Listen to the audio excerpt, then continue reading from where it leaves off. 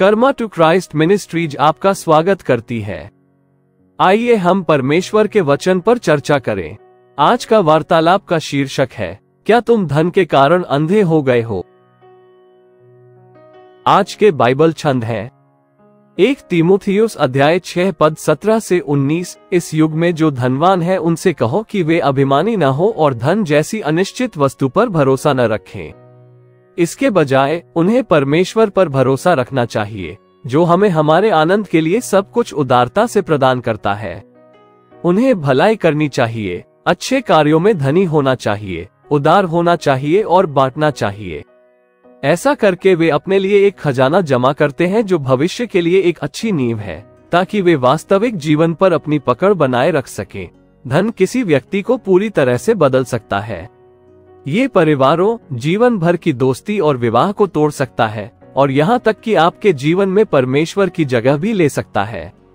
ये धन की शक्ति है और परमेश्वर इस बात से बहुत चिंतित है कि यह हमें उसके साथ जुड़ने से कैसे रोक सकता है। लोग अपने ग्राहकों से झूठ बोलेंगे, अपने करों में धोखाधड़ी करेंगे और अपने प्रियजनों से चोरी करेंगे और यहाँ तक कि धन प्राप्त करने के लिए अपने विवेक को भी मार देंगे। हाँ, यहाँ तक कि वे भी जो कहते हैं कि वे परमेश्वर में विश्वास करते हैं या मसीह का अनुसरण करते हैं। अगर कोई व्यक्ति अपनी और अपने प्रियजनों की जिंदगी बर्बाद नहीं करना चाहता है, तो उसे प्रसिद्धि और पैसे को संभालने के लिए उचित प्रशिक्षण लेना चाहिए। पैसे के नकारात्मक प्रभावों से खुद को बचाने का एकमात्र तरीका है, सबसे पहले इसे ईश्वरीय तरीकों से हासिल करना और किसी और को नुकसान पहुंचाए बिना, और दूसरा, लगातार दूसरों को देना। इस तरह ये स्वीकार करना कि ईश्वर ही वह है जिसने आपको वो धन प्राप्त करने की अनुमति दी है। अगर आप उन लोगों को देने के लिए तैयार नहीं हैं जो आपकी राय में इसके लायक नहीं है, तो आप ईश्वर बनने का नाटक कर रहे हैं। आप खुद को उनके पैसे का प्रबंधक नहीं बल्कि मालिक मानते हैं।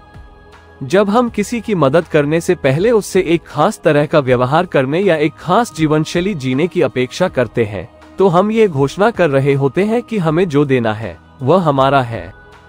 हमारे पास जो कुछ है उसके साथ ईश्वर जिस तरह से व्यवहार करता है, यानी अगर जरूरत हो तो बिना किसी शर्त के सब कुछ छोड़ देना, हम स्वर्गीय स्थानों में खजाना जमा करते हैं और अनंत जीवन को चुनते हैं।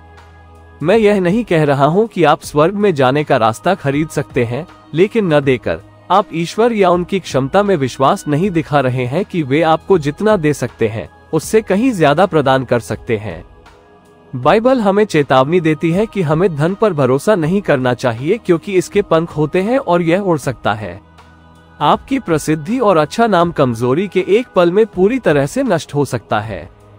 अगर कल बाजार गिरने का फैसला करता है तो आपके सारे निवेश बेकार हो सकते हैं, और अगर आज रात उसने तय कर लिया है कि आपका समय खत्म हो गया है, तो दुनिया का कोई भी पैसा आपको अपने निर्माता का सामना करने से नहीं रोक सकता। अगर आप कृतज्ञता दिखाने से पहले लाखों की प्रतीक्षा कर रहे हैं, तो आप शायद अभी भी यह मान रहे हैं कि आपके पास जो थोड़ा है वह आपकी व्यक्तिगत उपलब्धि है या आप इससे ज्यादा के हकदार हैं। अमीर बनने से पहले आपको अमीरों की मानसिकता रखने की जरूरत है। इसका मतलब है कि आपको सब कुछ खोने या कुछ देने का डर नहीं है, क्योंकि आप पहले ही सीख चुके हैं कि कैसे अमीर बनना है। परमेश्वर सबसे पहले चाहते हैं कि आपके पास धन हो और आप उसका आनंद ले, लेकिन बदले में वह आपसे कुछ कृतज्ञता दिखाने के लिए कहते हैं। आइए प्रार्थना करते हैं।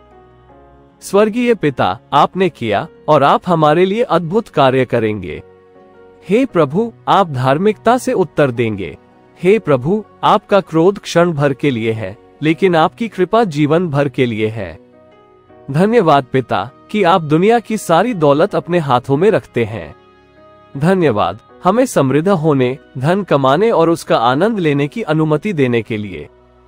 हमें माफ करें कि हमने वैसा नहीं दिया जैसा हमें देना चाहिए और अपने पैसे को अपनी सुरक्षा बना लिया। हमें माफ करें कि जब हम धन का अनुभव करते हैं तो हम अहंकारी हो जाते हैं। हमने आज पैसे के अधिकार और प्रभुत्व को अस्वीकार करने का चुनाव किया है। हम आज स्वीकार करते हैं कि हमारे पास जो कुछ भी है वह आपका है और हम आपको इसे अपनी इच्छानुसार करने की स्वतंत्रता देते हैं। हमें भरोसा है कि आप हमें उससे कहीं अधिक दे सकते हैं जो हम दूसरों को दे सकते हैं। हम आज अच्छा करने, अच्छे कार्यों में समृद्ध होने, उदार होने और जो आपने हमें दिया है उसे साझा करने का चुनाव करते हैं। हम यीशु के शक्तिशाली नाम में मांगते हैं, आमीन।